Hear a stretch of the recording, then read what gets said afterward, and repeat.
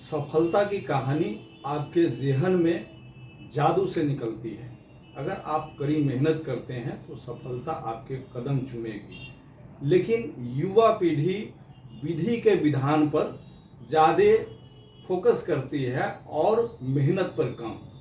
हाल के दिनों में एक सर्वे भी आया है कि कैसे जो है मोबाइल के प्रति आसक्ति बढ़ी, और मोबाइल में जो लिटरेसी है, इसको हम मीडिया लिटरेसी कह सकते हैं, जिसमें देखने, सुनने और पढ़ने की जो शैली है वह कहाँ जा रही है।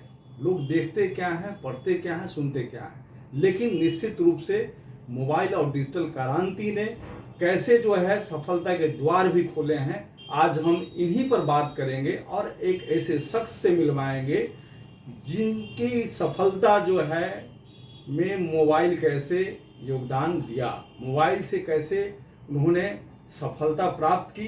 संघर्ष की इनकी कहानी भी है, सफलता की भी कहानी है, दोनों कहानी इन्हीं की जुबानी से सुनेंगे।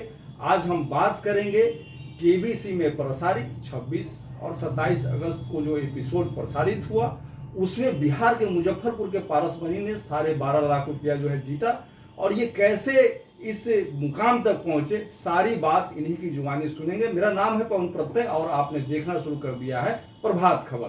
तो पारस मनी जी, सबसे पहले आपको प्रभात खबर के दफ्तर में बहुत बहुत स्वागत है जी। आपको और आपके दर्शकों को मेरी ओर से बहुत आभार, आप मुझे यहाँ बुलाए इसके लिए। पारस जी, चूँकि मेरा जो पत्रकारिता का दायरा है, मुजफ्फरपुर से मैं ताल्लुकात रखता हूँ, यहाँ काम करता हूँ। जिस दिन मुझे पता चला कि भाई मुजफ्फरपुर शहर के जो है पारस मनी जी 12.5 लाख जीते हैं, पैसा तो एक अलग मैटर है, वहाँ तक पहुँचना और ये पूरा एक संवाद का जो दायरा होता है, वो दायरा कहीं ना कहीं ज्ञान का दायरा होता है, ज्ञान के माध्यम से वहाँ तक पहुँचा जाता है। आपके बारे में सारी चीज़ें मैं जान रहा हूँ, लेकिन मैं चाहता हूँ कि आप अपनी बात, जो आप मुजफ्फरपुर, जैसा कि मुझे जानकारी है कि आपका जो पैतृक घर है वो सहरसा जिले में है, और वहाँ से कैसे आया और शिक्षा और तालीम के बारे में आप संक्षेप में बताएं। जी, मेरा जन्म सहरसा डिस्ट्रिक्ट के सरडीहा गांव में हुआ है। सरडीहा एक काफ़ी शिक्षित गांव है। मैं आपको बताऊं कि मुजफ्फरपुर में हमारे सरडीहा गांव के 25 से अधिक प्रोफेसर हैं। यहाँ के नित्या बाबू हमारे रजिस्ट्रार रह चुके हैं। यहाँ बहुत सारे इंटेलेक्चुअल आपको मिल जाएंगे जो सरडीहा से हैं, और ऐसे भी हमारे सरडीहा की पृष्ठभूमि बहुत अच्छी है पढ़ाई लिखाई के माध्यम में। अभी भी वहाँ बहुत यूपीएससी और ये सब कैंडिडेट आपको मिल जाएंगे। तो मैं वहीं से बिलोंग करता हूँ, वही मेरा जन्म स्थान है। मेरे सबसे बड़े भाई जो हैं वो विकलांग हैं, और उनकी पढ़ाई लिखाई एक हमारे परिवार के लिए चुनौती थी कि उनकी पढ़ाई कैसे हो, क्योंकि वो 60% लगभग विकलांग हैं, बैसाखी से चलते हैं। तो उनके लिए मुजफ्फरपुर का एलएस कॉलेज चुना गया। पिताजी बस किसान टाइप के हैं, जो कि अपना उसी से सब बच्चों का पेट भरते थे। तो मुजफ्फरपुर में उनका एडमिशन कराया गया। तो उनके सहयोग के लिए मेरा एक और भाई था, मैं 3 भाई हूँ, तो बीच वाला भाई भी उनके साथ ही मुजफ्फरपुर शिफ्ट हो गया। ड्यूक हॉस्टल में रख के उनकी पढ़ाई हुई। फिर उनका जब मेरे बीच वाले भाई को जॉब लग गया तो वो चले गए। तो फिर हुआ कि अब इनका मदद, तो फिर मैं आ गया, क्योंकि तब मुझे भी एक अच्छी जगह की तलाश थी जहाँ की मेरा टेस्ट एग्ज़ाम हो चुका था मैट्रिक का, और मुझे अब तैयारी करनी थी मैट्रिक एग्ज़ाम की। तो मैं 1989 में मुजफ्फरपुर आ गया और उनकी सेवा करने लगा। वहीं पर पढ़ाई लिखाई भी मेरी होने लगी, और मैं अच्छे नंबर से पास कर गया मैट्रिकुलेशन। तो फिर एलएस कॉलेज में ही मेरा एडमिशन हो गया। क्योंकि मैं पढ़ने में एवरेज था, तो मैं आर्ट्स फैकल्टी में पढ़ा, और साइकोलॉजी से मैं ऑनर्स भी किया। तो 1995 में मैं ऑनर्स किया, और मुजफ्फरपुर में तब से मैं रेगुलर रह रहा हूँ। यहाँ मेरा एक सर्किल सा बन गया। मैं मुजफ्फरपुर में कुछ बिजनेस करने लगा कि अब कुछ कमाया जाए, क्योंकि घर की स्थिति तो उतनी अच्छी थी नहीं कि मैं कोई अपर क्लास में जा सकूं या अपर कोई पढ़ाई कर सकूं। तो मैंने यहाँ से इलेक्ट्रॉनिक्स की एक डिग्री ले ली। हमर टीवी ट्रेनिंग यहाँ पर है रामबाग में, मैं वहाँ से पढ़ा। फिर एक सामुदायिक पॉलीटेक्निक करके एक सरकार की ये आई थी योजना, तो मैं उससे भी अपना इलेक्ट्रॉनिक्स का पढ़ाई पढ़ा, और मैं टीवी रेडियो ये सब को बिल्कुल रिपेयर करता था, अच्छी जानकारी थी मुझे, मैं करने लगा। फिर उसके बाद धीरे धीरे 2008 का समय आया, तब तक केवीसी अपने पीक पर आ गया था, क्योंकि 2000 में केवीसी शुरू हुआ जी था। जी। और 2004 में मैं समझने लगा था कि केवीसी क्या है। तो उस समय में इतनी मीडिया वगैरह तो थी नहीं, लैंडलाइन से नंबर लगता था, ये था। फिर मैं भी उससे ट्राई करता था, कोई बोल देता था कि आज का ये क्वेश्चन है, और मैं अब मोबाइल कहीं पर खोज रहा हूँ, फ़ोन कर रहा हूँ, हॉस्टल का फ़ोन था, उससे करते थे। समझ नहीं थी कि एक फ़ोन भी आएगा तो कौन हमको बुलाने जा रहा है, लेकिन मैं लगा रहा। फिर 2008 का मौसम आया, उसके बाद धीरे धीरे मेरा बिजनेस भी थोड़ा चेंज है, चूँकि इलेक्ट्रॉनिक्स से जुड़ा हुआ था। तो एक अपॉर्चुनिटी मेरे को आया कि बेंगलोर से एक CFL लाइट का यहाँ पर मार्केटिंग के लिए वो लड़का खोज रहे थे। तो मैं उनसे संपर्क किया और वो मुझे दिए। तो फिर वो बोले कि आप मार्केटिंग मत कीजिए, आप अपना धंधा ही कीजिए यहाँ। तो चूँकि महंगी थी लाइट, 500 रुपये की एक छोटी सी 11 वाट की लाइट थी, लेकिन ये थी यूनिक, जो आज आम हो गई है, लेकिन वो थी यूनिक। मैं उसे लेकर के अब बेचता था, बहुत घूम घूम के साइकिल से हॉकिंग करके, जैसे भी तैसे अच्छा उसका भी रिस्पॉन्स आने लगा। लेकिन उसके बाद फिर वो विड्रॉ हो गया उनका कंपनी, क्योंकि यहाँ बहुत सारे लाइट्स आ गए, उसका दाम घट गया, उनको लॉस होने लगा। एक बातचीत के दौरान में मैंने पाया आपसे जो बात कर रहे थे इस साक्षात्कार के पहले, कि कैसे कोरोना के बाद आप आर्थिक संकट में पड़े और कैसे जो है वो व्यवसाय जो है चेंज करना पड़ा। इसके पहले, व्यवसाय के पहले, मैं कुछ पारिवारिक पृष्ठभूमि जो वैवाहिक जीवन है उसके बारे में भी मैं जानना चाहूँगा। आपके कितने बच्चे हैं? मेरी शादी 2004 में अरेंज मैरिज हुई थी, मेरे माता पिता के इच्छा से हुई थी। और मेरी वाइफ भी बहुत अच्छी हैं, समझदार हैं, सब हैं। मेरे 3 बच्चे भी हैं, तीनों बेटियां हैं, तीनों पढ़ने में अच्छी हैं। और एक पिछले साल मैट्रिक की है जो ITI कर रही है, अभी एक मैट्रिक की है जो अभी पॉलीटेक्निक में एडमिशन हो गया है, उनका आज से क्लास शुरू हो गया। और एक स्टैंडर्ड 6 में पढ़ रही है। तीनों की तीनों बहुत अच्छी पढ़ रही है। लेकिन मैं अपने आप को कहीं ना कहीं से कमज़ोर पा रहा था कि उन लोगों की पढ़ाई में भी मैं उस तरह का एफर्ट नहीं दे पा रहा था जो उनको चाहिए था। आर्थिक स्थिति थोड़ी डाउन इसलिए थी कि मैं वो बिजनेस किया, उसके बाद वो ख़त्म हुआ, तो फिर मोबाइल का युग आया, तो फिर मैं मोबाइल में जुड़ गया और मोबाइल का रिचार्ज और ये काम करने लगा। मेरी दुकान एक छोटी सी थी शुक्ला मार्केट में, सवेरा करके, तो बहुत अच्छा काम हम कर रहे थे। हर कंपनी का काम वहाँ सिम और ये बेचते थे। लेकिन फिर ऑनलाइन का समय आया तो रिचार्जिंग घट गया, ई कॉमर्स प्रभावित किया। हाँ, तो वहाँ पर उत्साह घट गया। लेकिन सबसे जो रहा सहा था वो कोविड-19 आया और लगभग 3 साल तक तो दुकान बिल्कुल पैक ही हो गया। तो उसमें जो जहाँ पूंजी वगैरह था, चूँकि अच्छी जगह पर दुकान आप करते हैं तो वहाँ का रेंट भी अच्छा होता है, वहाँ का मेंटेनेंस भी अच्छा होता है। तो उस अनुसार से मेरा पूरा मैं ब्लैंक हो गया, हैंड टू माउथ की स्थिति आ गई। तो फिर मेरी एक बहन है जो मुझे बहुत मानती है, तो वो अपना कुछ अरेंज करके, कुछ जेवर वर्क को इधर उधर करके, और वो एक टोटो मुझे खरीदी। मुझे बोली कि क्या करना चाहते हो, तो मैं बोला कि से अगर एक टोटो हो जाए, क्योंकि मुझे तभी ये ज़रूरत थी कि मेरे बच्चों का पढ़ाई हम नहीं हो और मेरा यहाँ पर काम चलता रहे। तो इसके लिए मैं उनको कहा कि मुझे डेली 200 रुपया भी अगर आ जाता है तो मैं सबको संभाल लूँगा। तो उसके लिए मुझे सबसे अच्छा विकल्प लगा कि एक टोटो लेकर चलाया जाए, ईमानदारी से काम करने में क्या दिक्कत है। पिताजी कहते थे कि ईमानदारी और कर्मठता से किया हुआ डिसिप्लिन में कोई भी वर्क छोटा या बड़ा नहीं होता। ठीक बात है।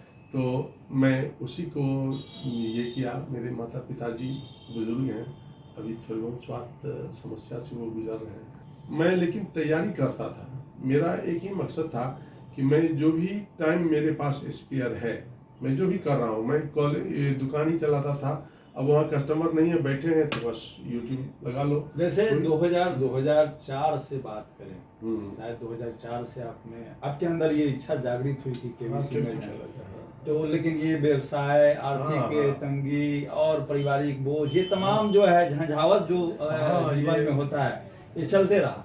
हम ये कहते हैं कि आप एक टाइम प्रबंधन, अभी के समय में जो एक टाइम मैनेजमेंट कहा जाता है, जो युवा पीढ़ी के साथ बड़ी समस्या है। युवा पीढ़ी भी जो है असफलता में कारक ढूंढने में जो है सबसे अव्वल है कि भाई पिताजी समृद्ध नहीं थे तो हमको ये नहीं किया गया, जी, उन्हें जी, आप जी। एक उदाहरण है कि कैसे इन चीज़ों में बांटते हुए सारा कुछ जो है, हम ये टाइम प्रबंधन पे बात करना चाहेंगे। जैसे आपकी दिनचर्या कैसे शुरू होती है? आप जो है टोटो चलाते हैं, उसको ई रिक्शा भी कह सकते हैं, ई रिक्शा है वो, ई रिक्शा जो आप चलाते हैं तो कितने बजे से कितने बजे तक चलाते हैं, और इस बीच में जो आपने अध्ययन किया उसका एक शेड्यूल क्या था? मैं सवेरे में लगभग 6 बजे तक मैं जग पाता हूँ, क्योंकि रात में थोड़ा सा कभी लेट हो गया, कभी कुछ हो गया तो थोड़ा सा लेट बेड पर जाता हूँ, तो मैं 6 बजे जगता हूँ। 6 बजे जग कर मैं थोड़ा सा मॉर्निंग वॉक वगैरह करता हूँ। उसके बाद मेरी दिनचर्या में जो जाता है, बच्चे हैं सबको मैं जगाता हूँ, सबको उठाता हूँ, सबको तैयार करता हूँ, और सब पढ़ते हैं तो मैं उनको उसमें मदद करता हूँ। लगभग 8 साढ़े 8 बजे तक मेरा ये काम होता है कि मैं बच्चों को देखूं कि आपने कल क्या पढ़ा था, आज क्या पढ़ने जा रहे हैं, ये उनको गाइड में करता हूँ। फिर उसके बाद का समय आता है, सबका स्कूलिंग का समय हो जाता है कि आओ, किसी को कॉलेज जाना है, कोई स्कूल जाएगा, कोई प्राइमरी स्कूल जाएगा, तो फिर उन लोगों को तैयार करके 2 को तो मैंने साइकिल दे दिया, वो साइकिल से चली जाती हैं, और सबसे छोटी को मैं अपने टोटो पर बैठा के उनके स्कूल पहुँचाता हूँ। तो ये मेरा हुआ। उसके बाद 9:30 लगभग बज जाता है, फिर मैं अपने काम में निकल जाता हूँ। मैं अपने ट्रिप में जाता हूँ, थोड़ा देर मिनिमम 3 घंटा मैं तभी टाइम देता हूँ टोटो के साथ, जिससे कुछ आर्थिक आमदनी भी हो जाती है। फिर जब मैं लौट के आता हूँ तो बच्चों का टिफ़िन का समय हो जाता है, तो मैं पूछ लेता हूँ घर में कि भाई कौन टिफ़िन ले गया है, कौन नहीं ले गया है। तो अगर नहीं ले गया है तो उनको मैं टिफ़िन पहुँचा देता हूँ, और फिर अपना घर में अपने काम में व्यस्त हो जाता हूँ। अपना स्नान ध्यान जो भी है वो किया, और तभी मैं देखता हूँ कि मेरे पास कोई समय अगर है आधा घंटा का, तो मैं एक कोई अच्छा सा वीडियो देखता हूँ या न्यूज़ देखता हूँ। तो जो भी न्यूज़ है अभी सर्कुलेशन में, उसको मैं अच्छा से डिटेल में जानना चाहता हूँ। समसामयिक जो उसको मैं पढ़ता हूँ, तो उससे था करंट मेरा तैयार हो जाता है। और फिर कोई वीडियो, जैसे अब किसी दिन हमने देखा कि मैं भारत की नदियाँ देखनी है, तो आज उसको देख लिया। कभी देखा कि मैं आज भारत के पर्वत देखने हैं, कभी भारत का जो ज़मीन है कहाँ, मिट्टी है क्या है, तो उस तरह का मैं देखते रहता हूँ, और डे स्पेसिफिक वीडियो मैं देखता हूँ। और उसी बीच में मेरा एक अंकित सर का क्लास होता है, वो RNA होता है, मैं उसको देखता हूँ। और फिर लेकिन उनका टाइमिंग थोड़ा सा हो जाता है गड़बड़, तो मैं रिकॉर्डिंग देख पाता हूँ, मैं लाइव में नहीं जुड़ पाता हूँ उनसे अभी फ़िलहाल। और उसके बाद फिर मेरा टाइम हो जाता है बच्चों के आने का, तो छोटी बेटी को जा कर के ले आता हूँ डेरा में, उसे ड्रॉप करके फिर मैं अपना टेम्पो लेके निकल जाता हूँ। 8 साढ़े 8 तक मैं वहाँ काम करता हूँ। उसके बाद आकर घर में लगा देता हूँ।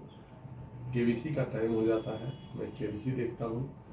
और फिर 10:30 बजे बच्चे लोग अपना पढ़ाई लिखाई करते हैं। उसमें कुछ क्वेश्चन आया तो बच्चों को बताया कि देखिए ये क्वेश्चन आया, इसका ये आंसर है, इस तरह से इसको भी तुम याद कर। और इससे फ़ायदा हुआ सर, फ़ायदा ये हुआ कि मेरी बेटी बड़ी वाली जो थी ITI का एग्ज़ाम दी, और ITI में वो GK/GS बेस्ड अच्छा क्वेश्चन आता है, और वो सब एकदम ओके कर रही। वहाँ से आई तो उनका अच्छा रैंक से यहाँ पास कर गई, और उनका तुरंत एडमिशन हो गया, जबकि कभी GK/GS स्पेशली उन्होंने पढ़ा नहीं था। लेकिन इससे उनको ये फ़ायदा हुआ। तो मैं ये करता हूँ, वो लोग पढ़ते रहती है, मैं अपना KBC देखा और प्ले अलाउंग उसका खेला। फिर 10:30 बजता है, खाना पीना खाए सब आदमी एक साथ, उसके बाद सब अपने अपने बेड पर गए। फिर सवेरे से वही दिनचर्या चला, यही मेरा दिनचर्या है। और इसी बढ़िया है। एक जुनून जो है मूल बात जुनून का है कि जुनून से कैसे जो है आदमी। और इस बीच में सर ये जो मेरा GK/GS की तैयारी है, मैं गाड़ी पर करता हूँ। मैं गाड़ी में, मेरे गाड़ी में आपको एक दिन भी कभी कोई गाना नहीं सुनाई देगा। अच्छा, वो जब भी चलेगा तो वो GK/GS की क्लास ही चलेगी। उसमें मोबाइल से आप मोबाइल से जोड़ दिए YouTube से, और अपना सुनते जा रहे हैं। जिनको जाना है चढ़े उतरे हमारे कस्टमर। वाह। कभी कभी हमारे कस्टमर इनवाइट हो जाते हैं, यार क्या सुना रहे हो, हाँ। क्योंकि यार ये सुनो, मोबाइल पे ये सुनने की चीज़ है बहुत जो आपके भाग्य को बदल सकता है। और इसमें वो ताकत है क्या, ये गाना और भोजपुरी और ये सब सुन करके करोगे, वो मनोरंजन के लिए थोड़ा सा सुन लो, मन बहल जाए। लेकिन एक एक पड़ाव जो है सफलता का यहाँ तक आपको मिला, बेहतर पड़ाव जो है, और एक गर्व भी है, वासियों को भी गर्व है।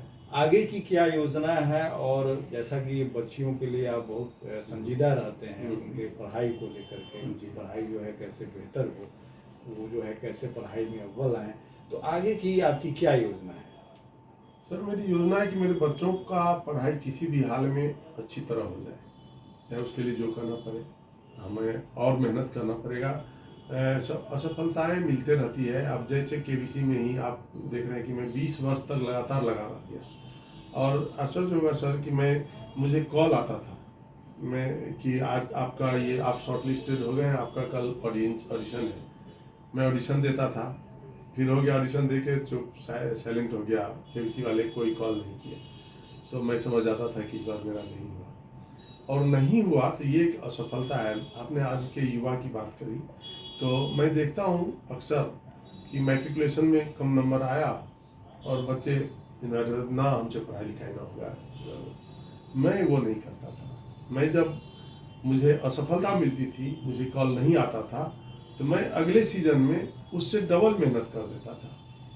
तब फिर पढ़ाई में भी मैं उतना ज़्यादा कर लेता था, और उनका प्ले लॉन्ग खेलने ही मैं एक भी क्वेश्चन मिस नहीं करना है, चाहे जो हो जाए। इस तरह से मैं उसमें डबल मेहनत करता था, या लगातार मेहनत बढ़ा रहा था मैं। अंत में मैं एक सवाल से अपनी बात जो है समाप्त करूंगा, और दर्शकों को एक संदेश भी आपके माध्यम से दिलाना चाहूँगा कि आज के जो युग में, हालांकि ये बहुत बदलाव आया, और खासकर जिस प्रदेश से आप ताल्लुकात रखते हैं वहाँ बेटियों के प्रति उस तरह से संजीदा रहना लोग वाजिब नहीं समझते थे, और केवल यह कहते थे कि भाई इनकी शादी करके दूसरे घर चली जाएगी। लेकिन आपकी जो बात से लगा कि बेटियों के प्रति कितना संजीदा हैं आप, और पढ़ाई को लेके कितना जो है उसके पढ़ाई को लेके हैं। तो आप जो 12.5 लाख रुपया जो आप अर्जित किए हैं इस माध्यम से, उसका क्या आपने कुछ सोचा है कि कहाँ खर्च करेंगे, कैसे? चूँकि अभी मेरी बेटियाँ लो स्टैंडर्ड में हैं, इंटर में हैं समझिए, तो एक ITI कर रही है, एक वो कर रही है। आगे चल के उन्हें BTech करने का इच्छा होगा, उसमें हमें कुछ खर्च भी होंगे, तो उस सब के लिए मैं थोड़ा सा ये जब मिला है तो थोड़ा सा अपने आप को निश्चिंत पा रहा हूँ। 2 लायबिलिटीज होती है लाइफ में, और मुझे है कि ये लायबिलिटीज भाग्यशाली इंसान को होना चाहिए कि एक तो बच्चों की पढ़ाई और एक माँ बाप की सेवा। क्योंकि जब आपके बच्चे पढ़ने वाले होते हैं, आपके माँ बाप एक बुजुर्ग एज में हो जाते हैं, उनको भी आवश्यक हो जाती है कि आवश्यकता पड़ती है कि उनको भी अब सपोर्ट चाहिए। तो ये दोनों चीज़ जिनके नसीब में है सर, वो बहुत भाग्यशाली आदमी है। मेरा यही मानना है।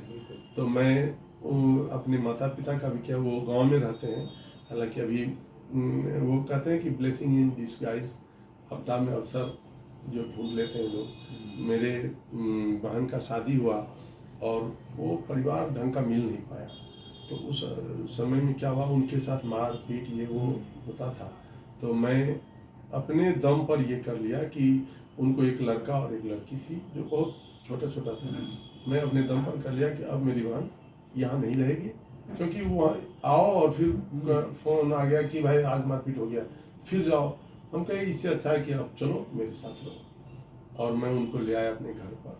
वो ऐसा सर आपदा में अवसर था मेरा कि मेरे माता पिता की तरफ से लगभग मैं एकदम संतुष्ट हूँ कि वो बिल्कुल सही हाथ में है। मेरी बहन उनका देख रेख करती है, उनको जो भी आर्थिक दिक्कत होता है मैं उनको पूरा करता हूँ। घर पर जो भी फसल वगैरह होता है पूरा उनके जिम्मे रहता है।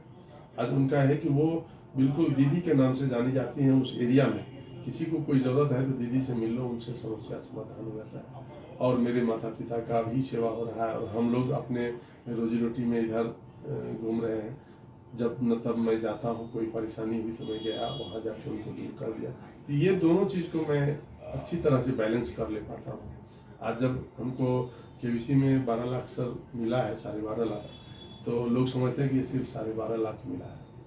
मैं अपने आपको पता नहीं पता है या नहीं, मैं एक स्वास्थ्य प्रॉब्लम से गुजर रहा हूँ। हाँ पता है। हाँ, पता है। तो वो ब्रेन ट्यूमर है। और एक माँ पिताजी के लिए ओल्ड एज में क्या उनको बीतती होगी कि वो जानता है कि उनका बेटा को ब्रेन ट्यूमर है, घातक बीमारी है, तो सब दिन मेरे लिए रोते रहते थे। जब मैं इसमें जीता और अमिताभ बच्चन जी हमको एश्योर किए कि मैं इसका इलाज आपका करवाऊँगा लीलावती में, तो जब वो प्रोग्राम देखे मेरे माताजी पिताजी, पहली बार उनके चेहरे पर वो मुस्कान देखी मैंने, जो जिसका कारण मैं था, तो बड़ी गर्व हुई और मुझे लगा कि मैं तो अरबों खरबों जीत के आ गया। वो मुस्कान मुझे फिर कब मिलेगी पता नहीं, लेकिन वो बहुत आनंददायक था। बड़ा अच्छा लगा पारस मनी जी। और मुझको उम्मीद है कि जो मेरे दर्शक हैं, प्रभात खबर के जो दर्शक हैं, पारस मनी जी की बात से उत्साहित होंगे और अपने ज़हन में सफलता कैसे गढ़े उस पर काम करेंगे। आपका बहुत बहुत आभार। ये थे पारस मनी जी, और ये बिहार के मुजफ्फरपुर से ताल्लुकात रखते हैं। हालांकि उनका नेटिव पहले जो है सहरसा है, और यहीं आगे पढ़ाई लिखाई किए और अपनी सफलता की कहानी गढ़े। और कैसे जो है युवा पीढ़ी के लिए यह संदेश है कि अगर आप सफलता पाना चाहते हैं तो तमाम संघर्षों के बीच में भी आप सफलता की राह ढूंढ सकते हैं। अगर आप कहें कि सफलता नहीं मिलेगी, सफलता में यह व्यवधान है, वह व्यवधान है, तो इसको बिल्कुल हम बहानेबाजी कहेंगे। और इसी में हम कहते हैं कि मिर्जा गालिब ये कहते हैं कि उम्र भर गालिब यही भूल करता रहा, धूल चेहरे पर थी और आईना साफ करता रहा।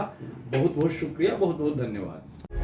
प्रभातखबर.com, विश्वास वही, रफ्तार नहीं।